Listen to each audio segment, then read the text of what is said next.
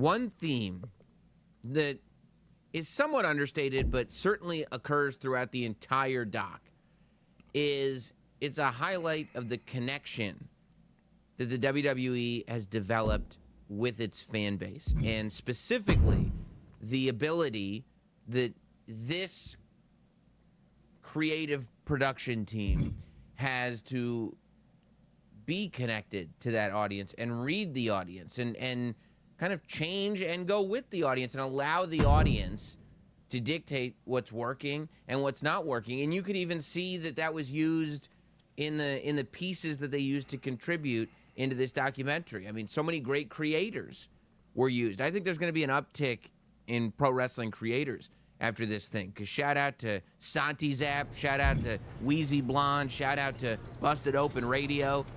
There's a lot of us that have been doing this for a long time and working real hard at it, and for WWE to use a lot of the creators as evidence of how enthusiastic the audience was for everything that was going on, I thought was really, really cool. I think that we got an amazing insight, and more insight than we've gotten on a public level from WWE, into what this creative process is. Not what the creative process has been, but it answered the question to a degree: why should we let them cook? That, I feel like, was the most, just almost in hearing the way Triple H thought about stories and storytelling, and the fact that at no point did Triple H ever talk about being cemented into anything. Everything was almost always in flux. And I talked about this on the podcast, but that Triple H quote about having a destination, but the creative team being the GPS that's going to show you exactly how to get there. And that may change, but the destination is the destination. And when you're getting there may change, and how you're getting there may change. But there's a plan in place. And you could kind of see that philosophy not only in the way it was talked about, but also in the way it was executed. And seeing this thing get played out. I think the fact that Triple H was very open about the fact that WrestleMania was penciled on a piece of paper as far back as, I don't know what he said, October, November of 2023. And by January, the whole thing had changed. And even when we were asking, what is the main event of WrestleMania going to be, it's pretty obvious. The WWE was also wondering, I wonder what the main event of WrestleMania is going to be. We know what our elements are. We know where we want to get to at some point. What should this look like here? And this conversation about just a few months out before this show, there being two main events in play that both had incredible value to the fan base, and both would be incredibly compelling stories. And it was almost left to the fan base to go, for this one, for 40, this is the story that we choose. So I was already, locked in. The minute you see Triple H walking down the hall and going into that creative room, and just for fans like me, I love the little things. I love the details. I love the behind the scenes. I'm sitting there watching Triple H go into this creative room and seeing him just say good morning to people like Bruce Pritchard and Ed Koskey, and doing it in like in a this is what these meetings are context. Unbelievable, right? Looking at the whiteboard that was behind him of like of the big plans that have been happening, and the plan for what the Major League Baseball championships are going to look like, that was on the whiteboard. I'm looking at everything. I thought it was so cool. And then Tom Rinaldi starts kicking in, and this had a very like a NFL docs feel to it, and that may have been the original intention. You know how like Hard Knocks during the NFL season will air on HBO, and it will kind of document what happened as recently as the previous weekend, like days before. That might have been the intention for this, but there was just so much story to tell. Triple H comes out honest, and he says the intent was to give Cody a hot year and to get to WrestleMania 40 with Cody and Roman.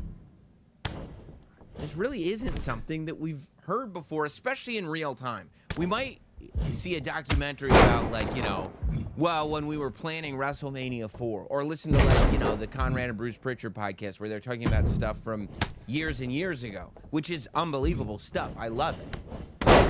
But the idea that we're in real time, like, reflecting, like, hey, remember what we just saw? Yeah, the plan was to give Cody a hot year. Like, I'm telling you, as the guy who does the creative, this is when Cody lost at 39.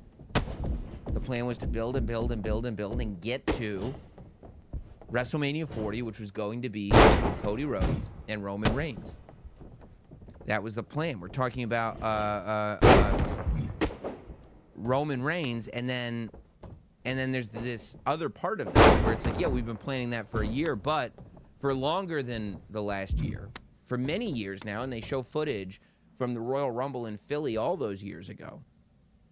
The match that everybody's known they want to do is The Rock versus Roman Reigns. Triple H is pretty open about the fact that The Rock versus Roman Reigns is, and this should come as no surprise to anybody, the match that they've been trying to do for years. And that is the kind of Act 1 crux of this thing, that we get to this WrestleMania, where it is WrestleMania 40, the biggest of all time. And we've got two main events that are potentially the biggest main events of all time. Two main events that fans have been invested in for an extended period of time that could be an incredible payoff for WrestleMania 40, but you can only have one main event, ultimately. You know, The Rock starts talking, and he says that he started talking to Nick Khan. He goes back to a dinner or whatever in Hawaii. I think it was in Hawaii. Maybe they were just talking about growing up. I don't know where it was. I just watched this thing. This is feelings, okay? This isn't about the facts and figures. This is about our feelings. It's an emergency podcast. But he talks about this meeting that he had with Nick Khan, going back to December of 2021, talking about, you know, not only their love of wrestling, not only growing up in Hawaii and their experiences, but also this idea of what is The Rock going back for a WrestleMania match look like. And he's honest about the fact that The Rock versus Roman Reigns was discussed for WrestleMania 39. The deal couldn't get through. There's a merger, there's all this stuff, and then they go, well, what about 40? What about Philly? Plans are floating. You know, there's multiple plans happening at the same time, and this is something that you get watching that thing. There's this confirmation that you go, oh, it's not always like, well, this is what we're doing. Oh, we're not doing that? Well, that's what we're doing then. Like, as far back as they'll say, like going back all the way to WrestleMania 39. The original plan was Roman versus Rock. And then they do Cody versus Roman, with the idea being we'll go to Cody versus Roman 2 at WrestleMania 40.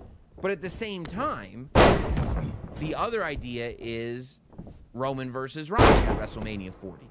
Like, at no point is it, this is the one plan, now this is the one plan. It's just, you've got all these things in the air.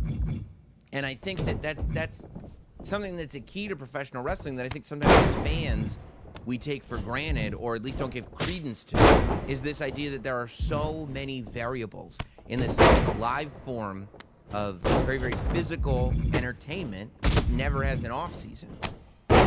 That you can't exist in a world where you have one plan and that's your plan and you're sticking to it. And if you want to do that, you have to have a plan B and a plan C. But it can't be a true plan A, plan B, plan C, because once you get to your destination, you might realize that plan B has become plan A just because of the way things have worked out organically. The chemistry between people, the connection with the audience. Plan C is now the best plan, so that gets moved up to plan A. But all these plans are always in motion. And it does go back to what Triple H was saying on Pat McAfee's show when they were in Indianapolis, that there's this idea that, yeah, this is what we're doing now. This is what we can do later. What's later? I don't know. Later, we can do this or that or this. Are we going to do that and this and this? Maybe, but maybe not. They're all there to be grabbed when all the elements come together. And I think that's what happened going into WrestleMania 40, it seems like. That you had this Cody plan to direct course. But the thing that had been being worked on for years now was the Rock and Roman plan. And it was a matter of all the elements coming together. And all of a sudden, you know, Nick Khan is the guy in charge. This is somebody who's very close with The Rock.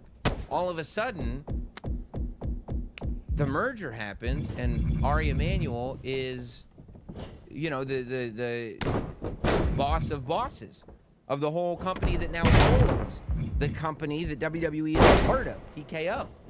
Wow, Ari Emanuel and The Rock have been friends described as brothers and business partners for 20 years. All of a sudden, the connective tissue between the WWE and The Rock got even stronger than it was before. And it just makes too much sense. Now is the time for The Rock to come back. And that's when he talks about the appearance on Pat McAfee's show. And I told you, this goes back. This is so key. This is why I say everything counts. Because we talked about the appearance on Pat McAfee's show when it happened. And I remember thinking, I believe I made reference to it. The Rock does not go on Pat McAfee's show and talk about the fact that WrestleMania 39 did not work out, but the door is still open, unless the door is very, very open.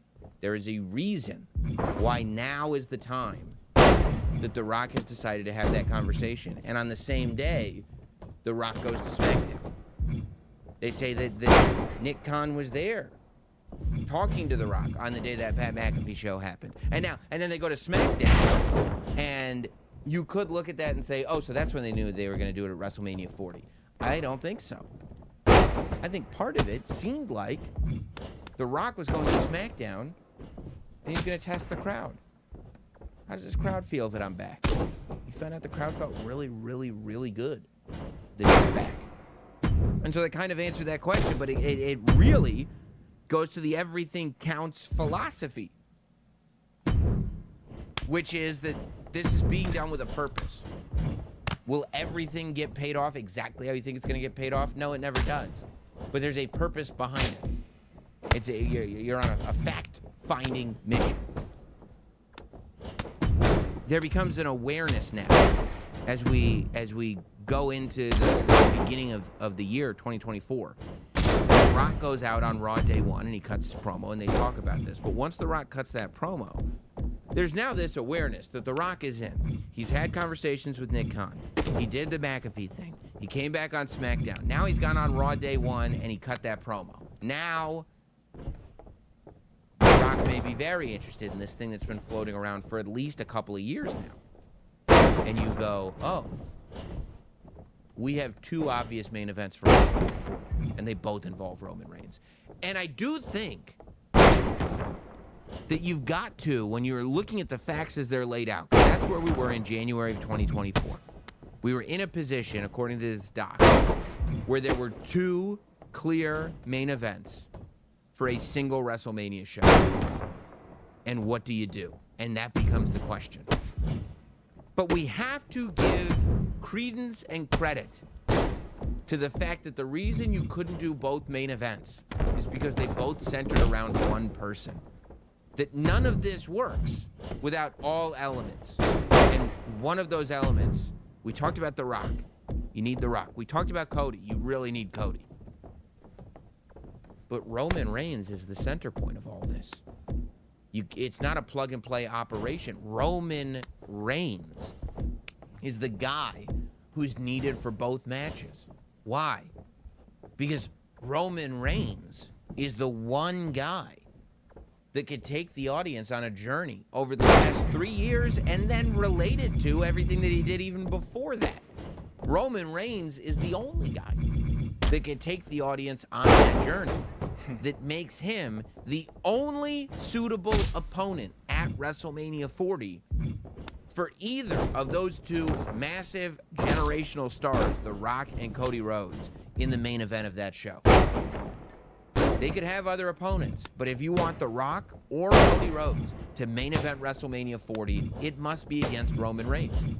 And that says a lot about your tribal chief and Roman Reigns.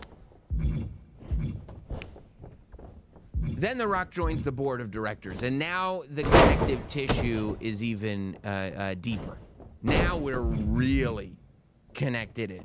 And it becomes a matter of time. We get to the Royal Rumble, and who would have thought that historically it would be as significant? I'm just happy to be in the room, quite frankly. But there's a clip of Tommy Dreamer asking Cody Rhodes, does the story, for the story to end, does it have to happen at WrestleMania? And Cody says yes.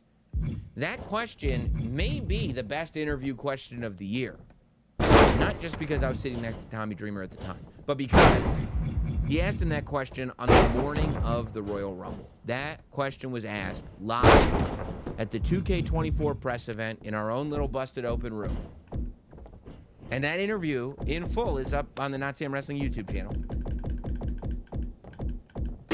But that question was asked on the same day that Cody Rhodes found out that it looked like he wasn't going to go to WrestleMania, because that is laid out in this documentary. And one of the most fascinating parts, on the afternoon of the Royal Rumble, which means that it was after the press event but before the pay-per-view started, Triple H told Cody Rhodes that it looks like it's going to be Rock and Roman main event,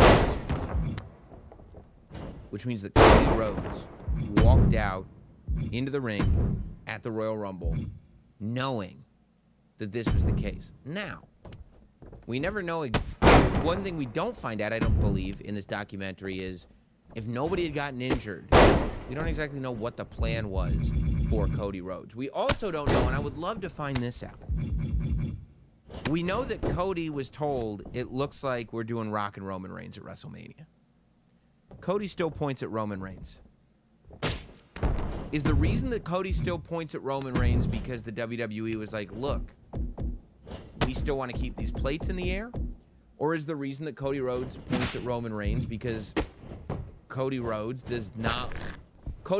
wants the fans to know that he's with them in the logic that they're following? Cody has sold the fans on this story, that he has to finish the story at WrestleMania against Roman Reigns. So regardless of if he was told right before the Rumble that, yeah, you're going to win, but it looks like you're not going to face Roman Reigns at WrestleMania. Well, if I want to have any credibility with this audience, I need to point at Roman Reigns. I'm speculating wildly because it's rule number 2 of Not Sam Wrestling. But we're seeing all this. I mean, everything counts. Rule number 3 was proven in this doc. The reason we're here doing a post show about the doc is because we watched the product. That's rule number 1. And now we can't do 1 and 3 without 2. So we're speculating wildly. I would love to know what Cody's true motivation was when he pointed at Roman Reigns. He then goes to the press conference and he says, we still got to finish the damn story. And that was a clip that they showed in the doc. And I think that was done intentionally to show everybody that Cody was not going down silently. And it added so much context to the promo that Cody Rhodes cut on the Monday Night Raw after Royal Rumble when he said, on Saturday, you will never know how much I need you. And now that we know the full scope of what that quote was, it's like, wow. Wow. Because you could feel it. They were doing interviews with him as he was talking about this stuff in real time. And there was real emotion behind it. And I don't blame him for it. But at the same time, that happens at the Royal Rumble. In the afternoon, he's told it looks like we're going with Rock Roman. And then Triple H says flat out, the plan for WrestleMania was Seth Rollins versus CM Punk. Now, you don't have to be Nostradamus to figure that out, but to hear the head of creative, the chief content officer, say, yep, this is what it was. We were going to get Seth Rollins versus CM Punk at WrestleMania 40. But CM Punk tore his tricep. And now what? So basically, as the Royal Rumble ends, Punk doesn't know his tricep is torn. You know, we see him after, like, nursing it, and I think he kind of comes to that realization, vocally at least, after the match. But in that moment, Cody's pointing at Roman. So we're like, oh, maybe this is still in the air. And CM Punk is injured. So now we've gone from having a good idea of what WrestleMania 40 is going to look like in October to we have no idea what the main event scene is. We have no idea what the world... we know we've got Bayley and Io Sky. That's what we know we've got. That's it. Like the world title and the WWE title, we don't have a clue right now. We see the SmackDown that happened after. And by the way, Triple H, on the way to the SmackDown after the Royal Rumble, which is the one where The Rock returned, he had this quote on this thing that said, if you just relax and allow the process to take place, incredible things happen. And this is it. I mean, this isn't, and this is why I've been so adamant about the fact that with WWE right now, based only on what we're seeing on television, we have an obligation to let them cook. We clearly see a philosophy that I don't believe we've seen before. This is not, there is nothing about this whole show, this whole doc, the entire hour, that felt like WWE was stuck in their ways and we're going to do it. And there was even The Rock talking about that at one point, about how, like, in wrestling, you can do this thing where you're stuck in your way and we're going to charge through regardless of what the fans say. Or you can pivot. And there's nothing about the way Triple H describes how he thinks about this stuff that makes you feel like he's going to charge through regardless. It feels like there's a destination, and when chaos happens, you just have to relax and just kind of allow it to unfold the way it's going to unfold. Triple H telling you in very few words why he should be allowed to cook. Just let the man cook. Clearly, he's got a head on his shoulders for it. I mean, look how WrestleMania was. When we get to the SmackDown after the Royal Rumble, it's a great reminder of how massive the pop was for The Rock.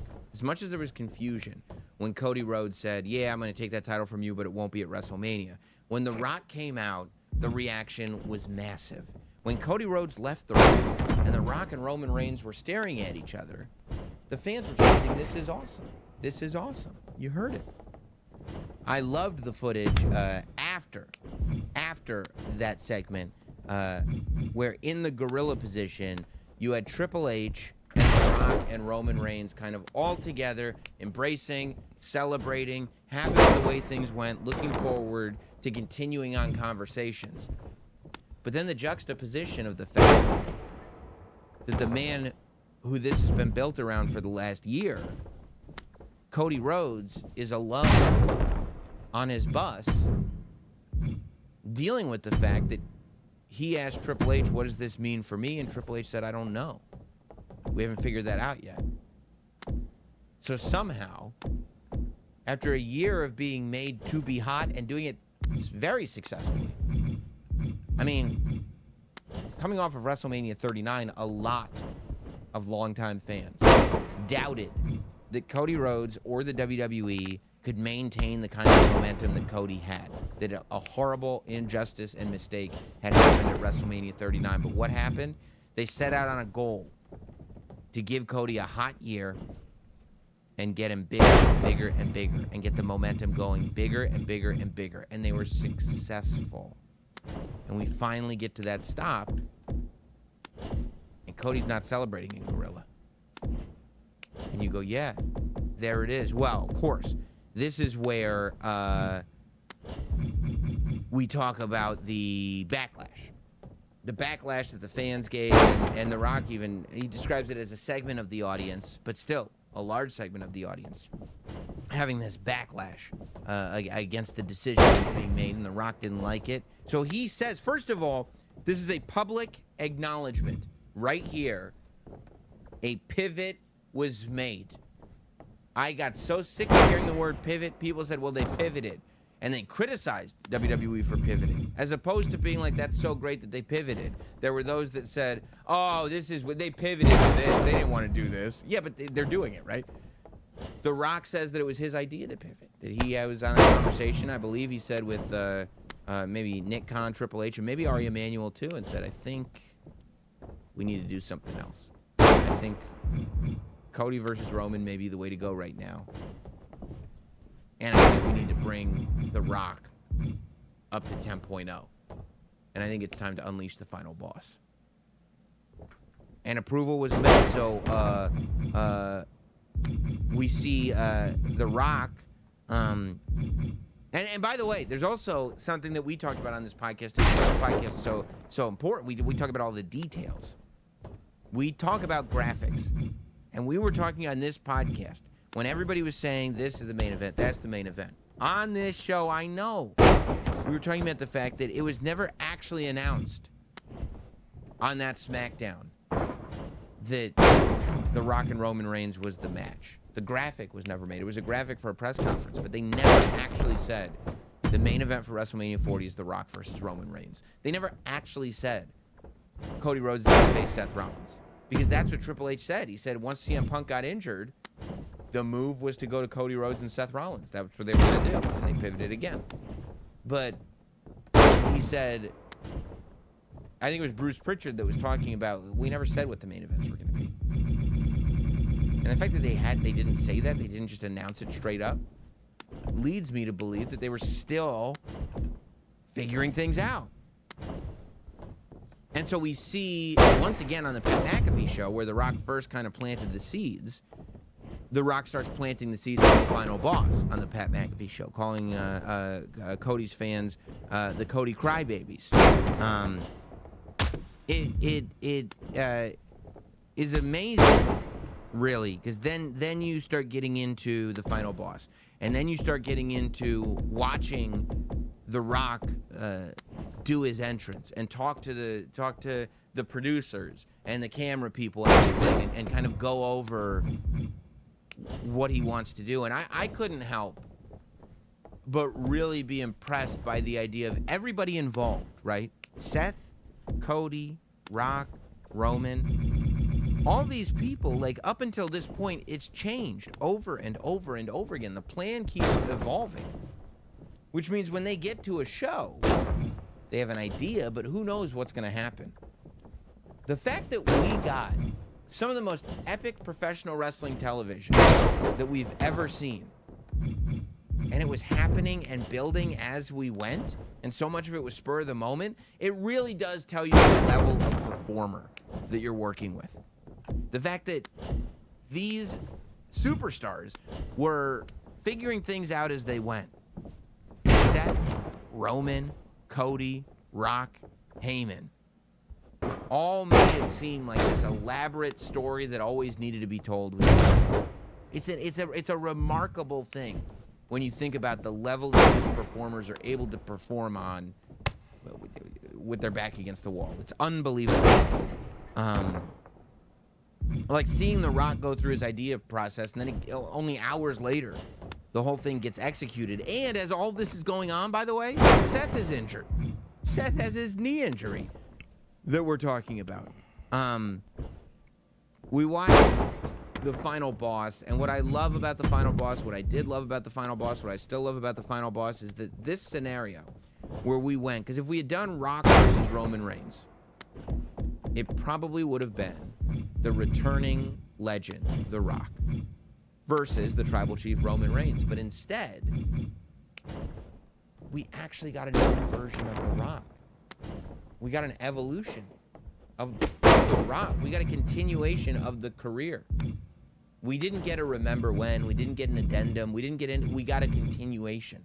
Now, when you write the history of The Rock, you've got Rocky Maivia, you've got The Rock, the Nation of Domination, the corporate champion, the people's champion, leaving for Hollywood, coming back. You got Hollywood Rock. You've got Cena Rock, which was kind of like the Legend Rock coming back. And then you've got Final Boss Rock. This is a different version of The Rock. This is a new character. Swag on him. I thought there were some really important. There were spots that deserve a lot of attention. At one point, Cody calls himself. He says, for the last year or two, I've been the champion without a title, and that's so true. That even during Roman's run, Cody was the top babyface. Cody was main eventing every house show. Cody was on television every single week. Cody was the face of the company, even before he got the title. So this idea that we're talking about Cody's run as champion, I think has to be recontextualized with this idea, because I'd never thought about it that way, but Cody's 100% right. Cody was the champion without a title before he actually won the title. I think it's really interesting that he is so acutely aware of that and puts it that way, because it's 100% true. It also really needs to be emphasized, the connection that Cody Rhodes has with the audience. And it's touched upon, but it should really be put out there for everyone to see, that Cody Rhodes has a connection with the audience that runs so deep that it made them ask for a different match than The Rock versus Roman Reigns. I would argue that there is nobody on the planet that fans would rather see face Roman Reigns than The Rock until Cody Rhodes shows up. He's the only person. And it's all based on that audience connection. It's a remarkable accomplishment that Cody Rhodes has. We've got that sort of exploration of the final boss character. We have Cody in his pre-WrestleMania dinner. And throughout this thing, Roman Reigns doesn't say much in this documentary, and I think that's probably by design. I think Roman Reigns is very careful about what he puts out there. And if you want more of the Roman Reigns story, there's an entire biography that aired on A&E right before WrestleMania that will tell you that Roman Reigns story. That said, Roman Reigns carries himself throughout this piece like he's exactly where he's supposed to be. There's no imposter syndrome. There's no weird humility. There's no pinch me, I can't believe I'm here.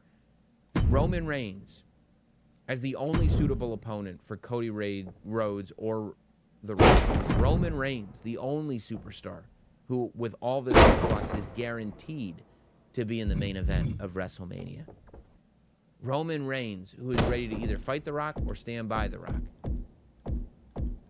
Roman Reigns, who is carrying the title up until WrestleMania. He carries himself as if, this is, and he says it when he's running on the treadmill, this is art we're creating. And I think that he correctly views himself as an elite level, not only athlete, but artist as well. That he is connected to this thing, to this game, on a level that very, very few ever do. And I think that message came across, and maybe it's because I stand Roman so hard, but I think that message came across without Roman having to say much, which is the true art of Roman Reigns. And I also thought it was very, very interesting that at the end of this thing, Cody Rhodes wins the WWE Championship. And as soon as the match is over, as soon as they're in gorilla position, both Cody Rhodes and Triple H, they say it different ways, but they say the exact same thing. They both have an energy of being on a slightly euphoric high, which they're both entitled to at that point. But they both are only talking about what we're going to do next. And now Triple H said it's up to us, it's up to me and you and the team to take this forward. Cody Rhodes goes, now I just am ready to see what we're going to do next. All Triple H or Cody Rhodes are concerned about once the title is on the American Nightmare is what happens next. Ultimately, that is a real strength of where this documentary ends. I think this documentary acts as a historic document for a time period that we will never forget. And to document that time period in real time is such an important, valuable, and necessary thing. But it's also keyed in because it's happened very, very recently. So while we are giving you this piece of history, at the end, it's still going. Because like Triple H has always said, the story just keeps going, right? We can give you this historical document of this period of time, but there is no bow to put on it. There is no end. Because what's next is the ultimate question. We just worked on a level like nobody has seen before, with chaos like nobody has seen before, to put on the most epic main event in WrestleMania history. And the second that that's over, the only question to ask is what's next. And that is one of the many reasons why I believe we love professional wrestling as much as we do. I'd love to hear what you thought about the doc. Leave it in the comments on the YouTube channel. Don't forget to subscribe. New merch is up now. If you go to notsam.com or you go to notsamshirts.com, click the store link at notsam.com, and you will see the This game has so many moves. It literally takes forever to do this.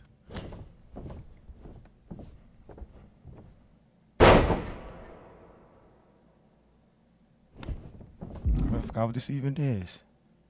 Signature moves.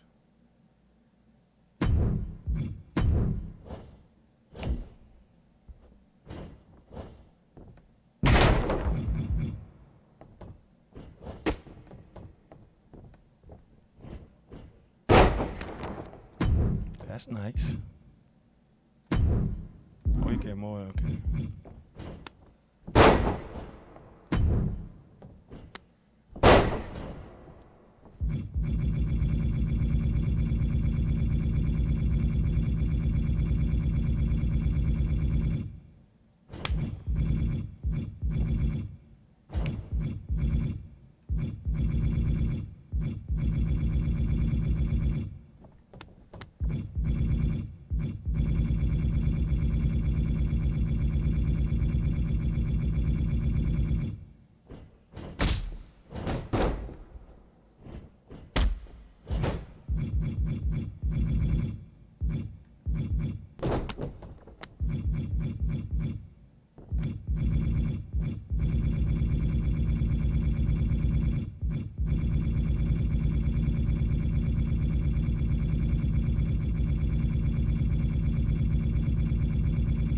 Dizzy.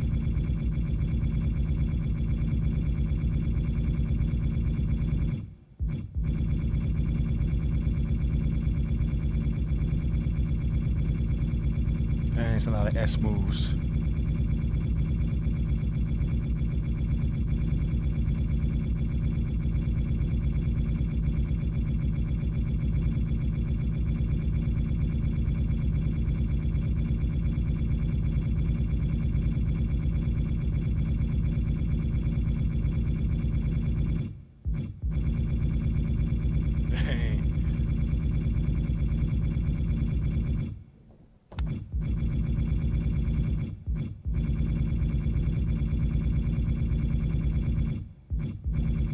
There we go.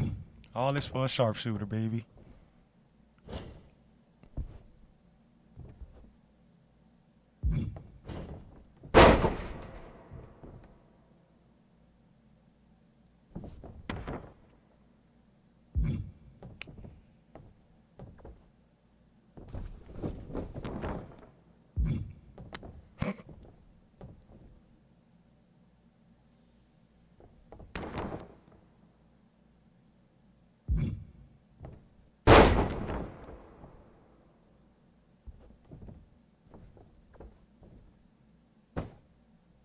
ain't gonna hold you. They all look about the same.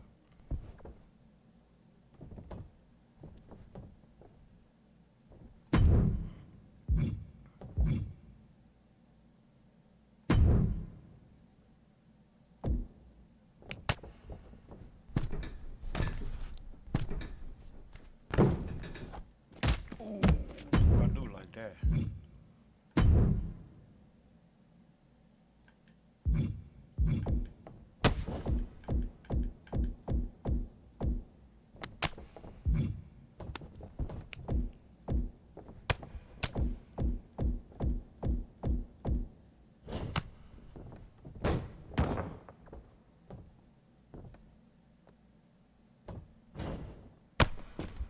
Stunned against rope moves is called hard.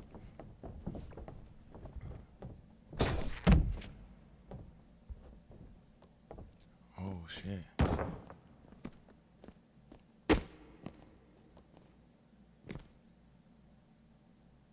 Ah.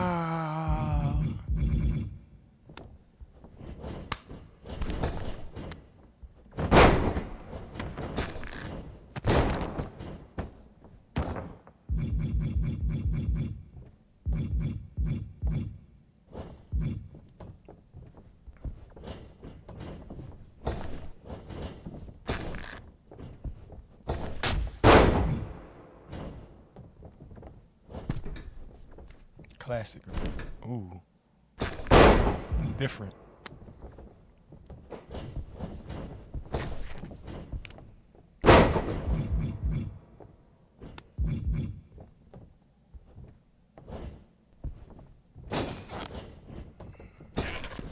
Oh shit.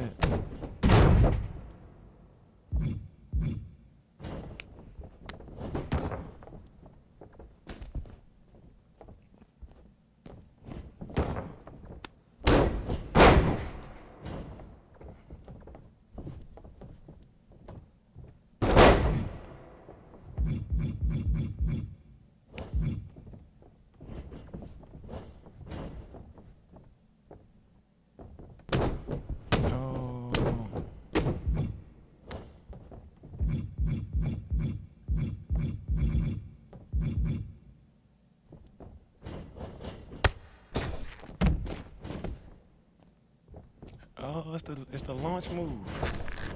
You know we gotta get that. That's the move.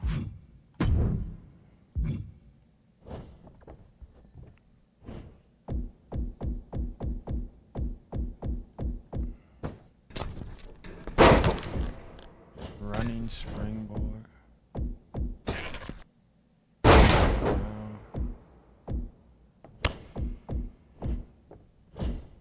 Corner move would be hard.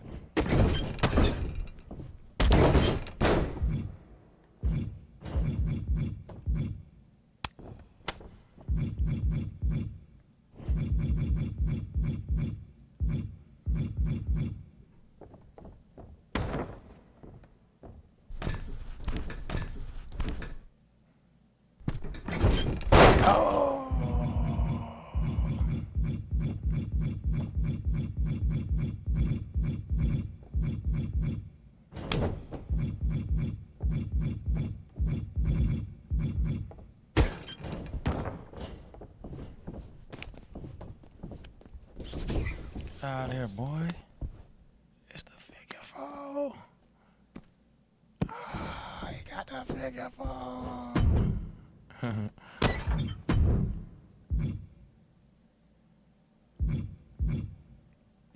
Ringside.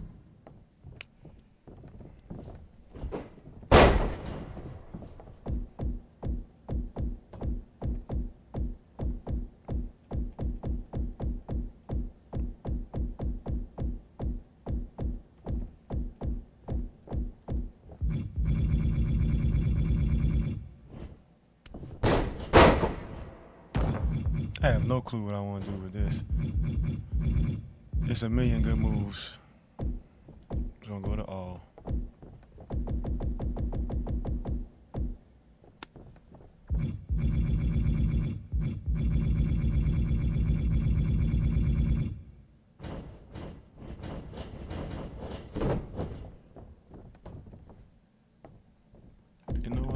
figure four. I need figure fours in my life. I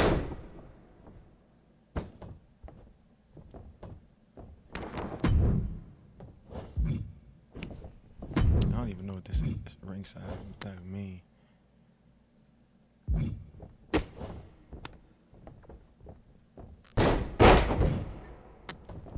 Just give me anything cool. Pump handles.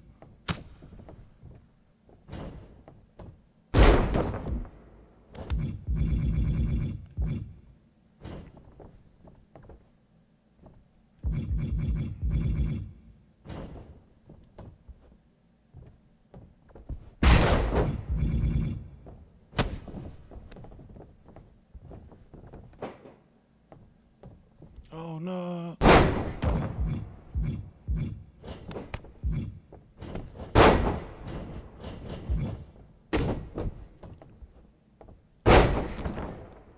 Cool enough.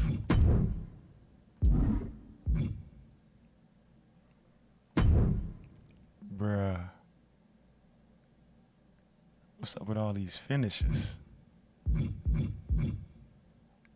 It's a lot of moves. I'm about to save, take a break. I might check out another mode.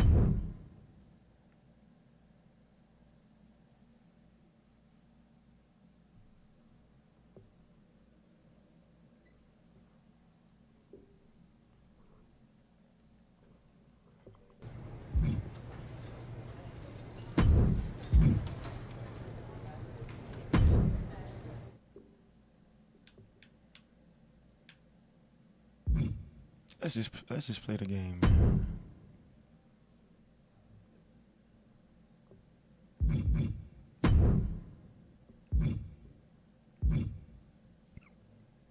Let's go to Money in the Bank, man.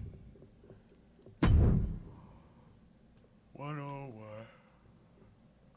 with the great one.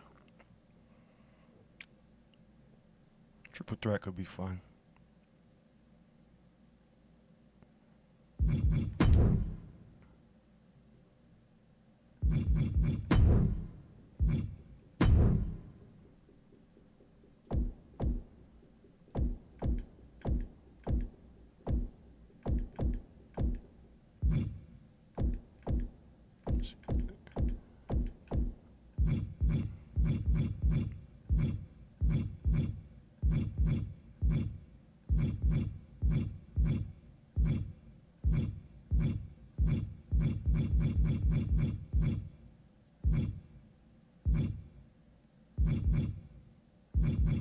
I know who I want.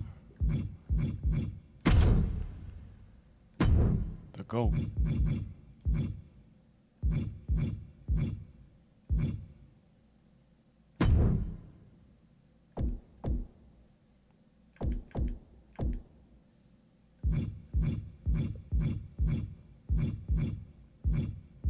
Skid Gable.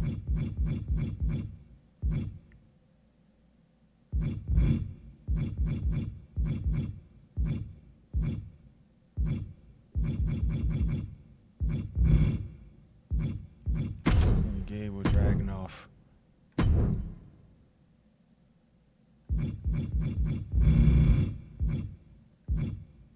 Solo?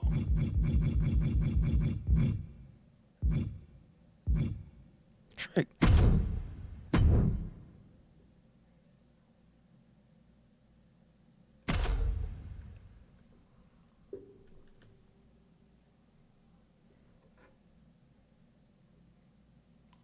Why not?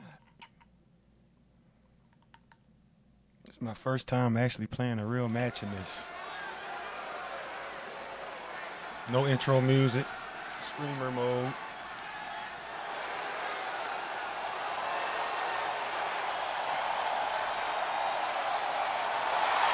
The czar of WWE, Ilya Dragunov.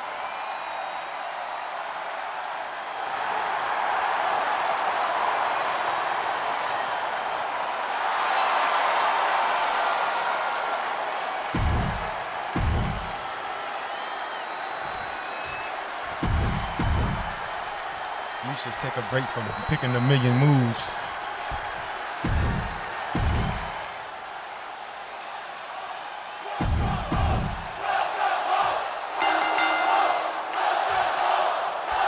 Triple threat, always a challenging matchup for any superstar. Set for competition, we have Ilya Dragunov, Chad Gable, and Trick Williams. Triple threat matches are not for the weak-willed. Losing this match can be completely out of your control. Like this? Oh, and Ilya... Is this like a graphics thing? Ilya turns the tables. Big forearm. As the leg trapped, fisherman suplex.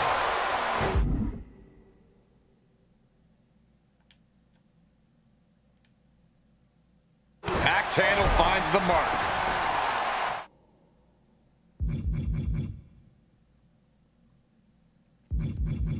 Controls.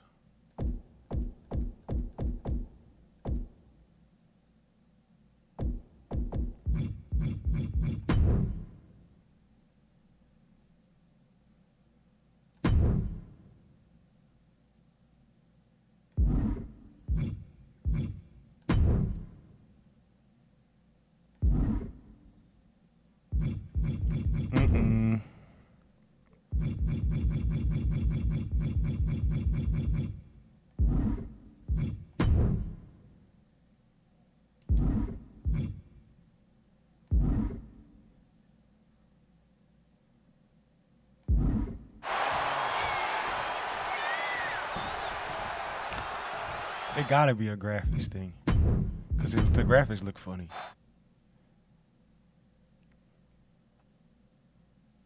I think when I was playing in story mode, these graphics wasn't that high. When I played the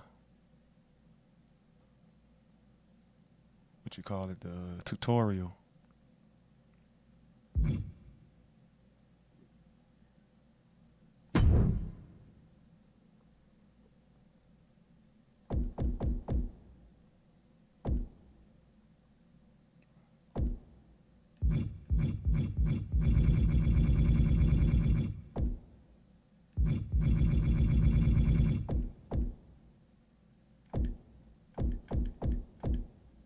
Say gameplay, you right.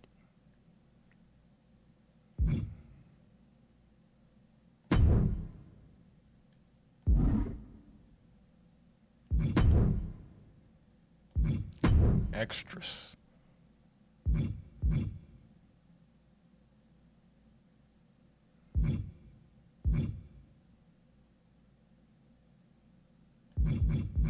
Oh, I can't change the texture quality.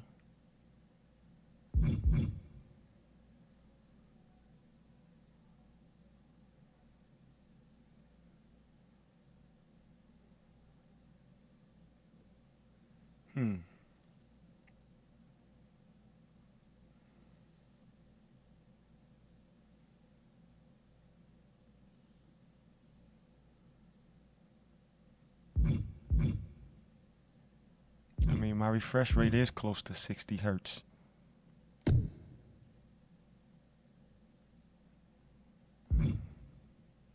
But we'll turn it on, off. Let's take off these shadows. Yeah, bro, put this on low, bro. We don't need all that.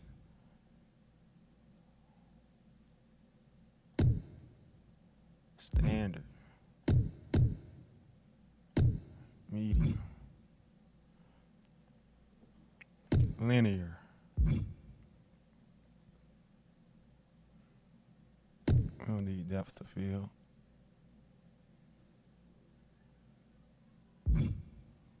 We want a motion blow for. Cut that audience. We don't need that much audience.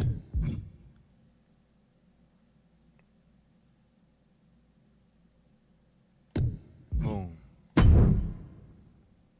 Okay. That was actually some good options. I'm try a one-on-one match just to make it even more easy on the game. Did I gotta do something wrong. Cody. Let's do it. Roman?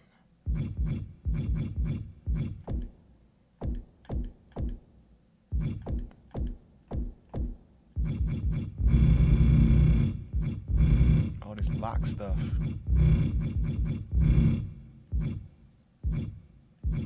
Mystery opponent? Oh. Cody Seth, man.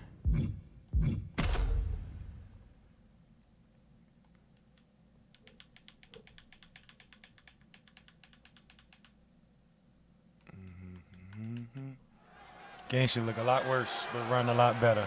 Let's see.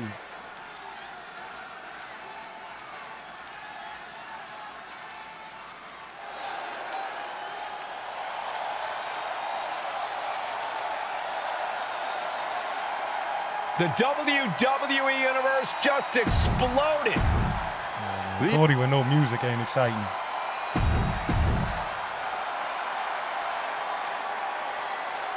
It's all right. It's still good.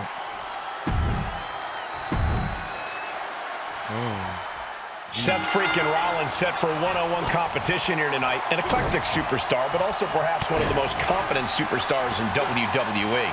And whether you're singing his song or can't stand his face, you have to admit Seth has all the reason in the world to... Sent hard to the outside. This superstar picking up speed. Wrecking ball. Drop kick. Tossed caution out the window, and it paid off. Adrenaline is through the roof now. Face buster.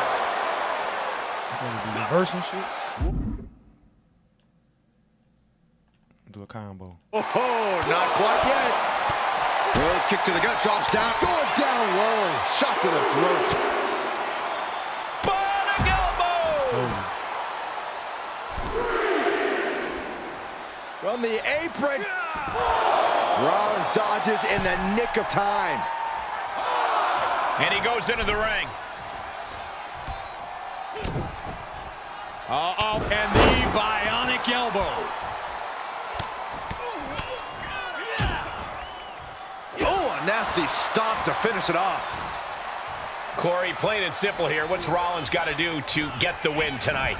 Plain and simple? Just be Seth freaking Rollins, Cole. But nothing about Rollins has ever been plain and simple. We've seen the lengths he can go, the machinations he's willing to enact to secure the win. And that was offense with a hurtful purpose. Seth Rollins. Super kick after the schoolboy, my goodness. Going right after the neck. Neck breaker. I don't see no reversal button. He turns it around. Cody Rhodes. Oh, right to the throat. Nasty. Oh, right in the jaw. That's all I know how All right, back to it. Returning to the ring. to do. Bro, I need to learn how to play this game. This is ridiculous. It's moving so slow. I think that's how it's supposed to move, though. I can't tell. All right, man, I'm going to come